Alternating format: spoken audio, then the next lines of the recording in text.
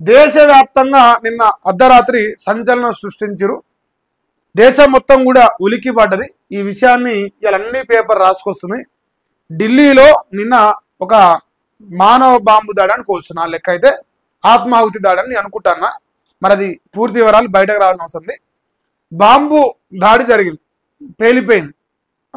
పదుల సంఖ్యలో జనాలు చనిపోయారు, వాహనాలు దెబ్బతిన్నాయి.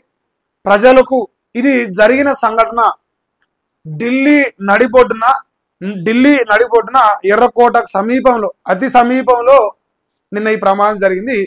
ఇది ఉగ్రమూకలు చేసినట్టుగా ప్రాథమికంగా మనం నిర్ధారించుకోవచ్చు. మరి ఆత్మాహుతి దాడా కాదని తెలవాల్సిన అవసరం ఉంది. ఇక ఎర్రకోట దాకా ఈ స్థాయిలో ఇంత పెద్ద దాడి జరుగుతుంటే ఇంటెలిజెన్స్ ఏం చేస్తున్నది ఇక్కడ మనం ప్రధానంగా మాట్లాడుకోవాల్సిన విషయం. సో నరేంద్ర మోదీ గారి భారత ప్రభుత్వం గత కొన్ని రోజులుగా మనం చూస్తా ఉన్నాం. ఆపరేషన్ సింధూరు సమయంలో ఆ రోజు కూడా ఆరోపణలు వచ్చినాయి. ఎవడో వచ్చి ఇందాకొచ్చి చంపుతా ఉంటే ఏం చేశారు అన్నది ఆ రోజు ఆరోపించారు. అది జరిగి గట్టిగా 5-6 నెలలు అవుతుందో లేదో అంతే. మళ్ళా ఢిల్లీ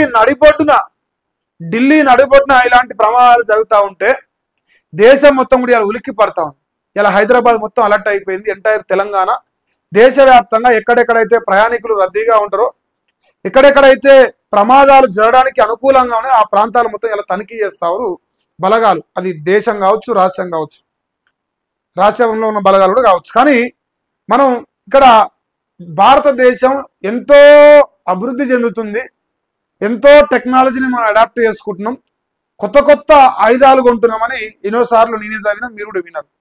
కానీ ఎన్ని ఆయుధాలు కొన్నా ఏం చేసినా ఆ ఉగ్రమూకల్ని మాత్రం అరికట్టడంలో ఏ ప్రభుత్వం వచ్చినా ఫెయిల్ అవుతా ఉంది. ప్రధానంగా కాంగ్రెస్ గవర్నమెంట్ అట్టర్ ఫ్లాప్ అయితే ఓ 60-70% తోని బీజేపీ ప్రభుత్వం గత 11 సంవత్సరాలుగా కొనసాగుతుంది. మరి ఇంత పెద్ద ప్రమాదం జరిగితే అమిత్ షా గారు నిన్న రాత్రి పోయినట్టుగా సమాచారం వస్తుంది. కానీ ఇదైనా చివరిది అవుతుందా అనేది నేను ఆశిస్తా ఉన్నా. చివరిది కావాలని కోరుకుంటున్నా.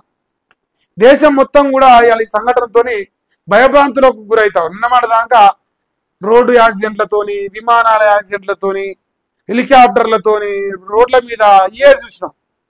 ఇప్పుడు బాంబుల దాడితో కూడా చనిపోయే వార్తలు కూడా చూడాల్సి వస్తుంది. ఈ చావుల వార్తలతోని సమాజం అతలాకుతలం అవుతా ఉంది.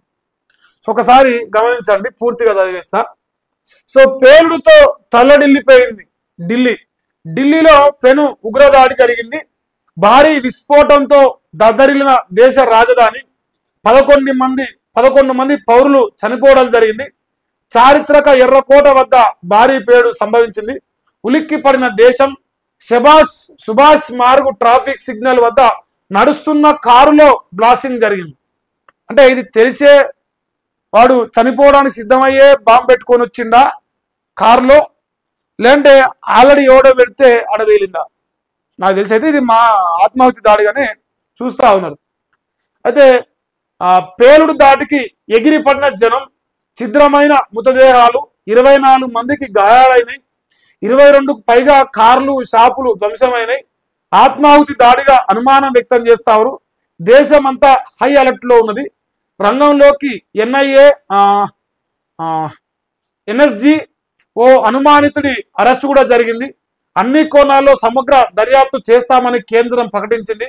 హర్యానా రిజిస్ట్రేషన్ కారు ఓనరు గురుగ్రామ్లో అరెస్ట్ అయ్యిండు. అయితే హర్యానా రిజిస్ట్రేషన్ ఉందంటే ఇప్పుడు ఏదైతే కారు దాడి జరిగిందో అది. సో ఆయన ఓనర్ వచ్చేసి గురుగ్రామ్లో వాడిని అరెస్ట్ చేశారు. కానీ ఓనర్ లేడు ఆ కార్లో.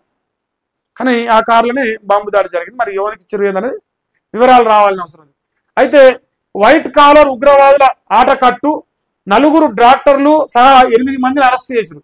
2900 కిలోల RDX స్వాధీనం చేసుకున్నారు. అది కూడా నిన్నే జరిగింది. ఇక్కడ ఇదే వార్తను ఇంకా దేశ రాజధాని ఢిల్లీ బాంబు పేలుడుతో దద్దరిల్లింది. రాష్ట్రపతి, ప్రధాని సహా ప్రముఖులందరూ ఉండే హై సెక్యూరిటీ జోన్ లో జరిగిన ఈ ఘటనతో దేశం ఉలిక్కి పడింది. చారిత్రక ఎర్రకోట సమీపంలో సోమవారం సాయంత్రం ఓ కారులో జరిగిన భారీ పేలుడుతో 11 మంది సామాన్యులు ప్రాణాలు కోల్పోయారు. మరో 24 మంది పైగా తీవ్రంగా గాయపడ్డారు. ఒక్కసారిగా జరిగిన విస్ఫోటనంతో జనం ఎగిరిపడ్డారు. దేహాలు చిత్రమయ్యాయి, వాహనాలు తునాతునకలయ్యాయి, దుకాణాలు ధ్వంసమయ్యాయి. శకలాలతో క్షణాల్లోనే అది మరుభూమిగా మారింది. శతగాతుల హాహాకారాలు మిన్నంటాయి. ఉగ్రదాడిగా భావిస్తున్న ఈ పేలుడుతో దేశవ్యాప్తంగా హై అలర్ట్ ప్రకటించారు. మరి ఇలా హైదరాబాద్ లో కూడా తనిఖీలు చేస్తామని ఒక వార్త వస్తా ఉంది ఎర్లీ మార్నింగ్. దానికి సంబంధించి వెలుగు రాసినట్టుంది. సో ఈ సంఘటనకు సంబంధించి ఇప్పుడు అందరూ రాసుకుంటారు. కొందరు ఇక రాక్షసానందంతో రాస్తున్నారు, కొందరు ప్రజలు చనిపోయారన్న ఆవేదనతో రాస్తున్నారు. ఒక్కొక్కరు ఒక్కో రకంగా ఉండదు. అంటే చనిపోయిన శవాల మీద కూడా పిల్లలు ఎదుర్కొనే ఓ సంఘం ఉన్నది ఈ దేశంలో. ఆ సంఘం మీకే తెలియాలి, అదే సంఘం అనేది. ఇక ఇక్కడ అబ్జర్వ్ చేస్తే హైదరాబాద్ లో కూడా హై అలర్ట్. ఎక్కడికక్కడ వాహనాలు తనిఖీలు చేస్తావు. రైల్వే స్టేషన్లు, బస్ స్టాండ్లలో పోలీసుల సోదాలు జరుగుతున్నాయి. భద్రతా బలగాల ఆధీనంలో ఎయిర్పోర్ట్ ఉన్నది. అనుమానాస్పద వస్తువులు కనిపిస్తే సమాచారం ఇవ్వాలని తెలియజేస్తారు. ఇంకా నిన్న అర్ధరాత్రి అమిత్ షా గారు పేలుడు జరిగిన ప్రాంతాన్ని పరిశీలిస్తున్న అమిత్ షా అని చెప్పేసి రావడం జరిగింది. ఇంకేమైనా ఇంకో ఇది కార్లు ధ్వంసమైన విధానం, కాలిపోయిన వెహికల్స్ ఇక్కడ బొమ్మ ఉన్నది. ఢిల్లీలోని రెడ్ ఫోర్ట్ మెట్రో స్టేషన్ సమీపంలో పేలుడు దాటికి ఇంకో ఇది మంటలు. ఇది ఆత్మాహుతి దాడిగానే గమనించవచ్చు. ఆ రన్నింగ్ కార్ లో ఎట్లా వెళ్తుంది అంటే వాడు ముందే డిసైడ్ అయ్యి ఆ ప్రాంతంకి వచ్చినాక పేల్చుకోవాలి, నేను చనిపోయినా పర్లేదు. ఈ జిహాదీలు ఉంటారు కదా, ఈ జిహాదీనా అది బ్యాచ్. సో ఈ ఉగ్రమూకలు ఈ ఇంకా ఏ సంఘం అనుకో 16 సంఘాలు ఉన్నాయి ఉగ్రవాదులకు. ఏ సంఘమో ఈ ఎవడో మొత్తానికైతే ప్లాండ్ గా చాలా పక్కా ప్లాన్ తో ఎర్రకోట దగ్గరనే పేల్చాడు ఉద్దేశంతోనే పేల్చింది.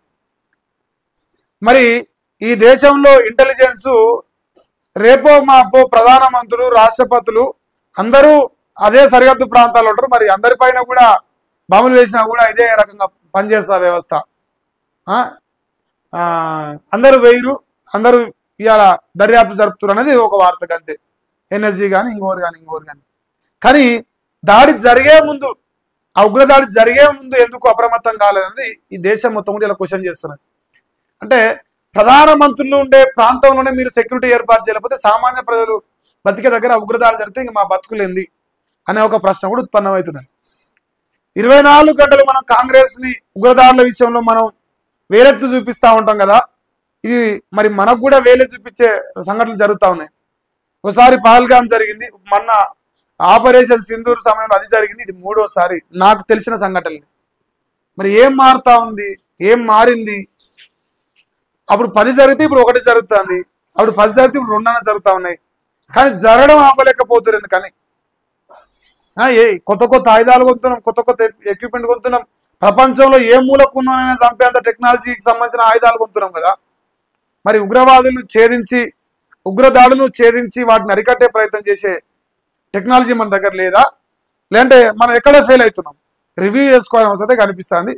మరి దేశం మొత్తం ఇవాళ ఎవడైతే విమానాలలో, రైల్వే స్టేషన్లలో, బస్ స్టాండ్లలో ఉంటారో వాళ్ళందరూ భయం గుప్పిట్లో బతకాల్సిన పరిస్థితి కనిపిస్తా ఉన్నాయి.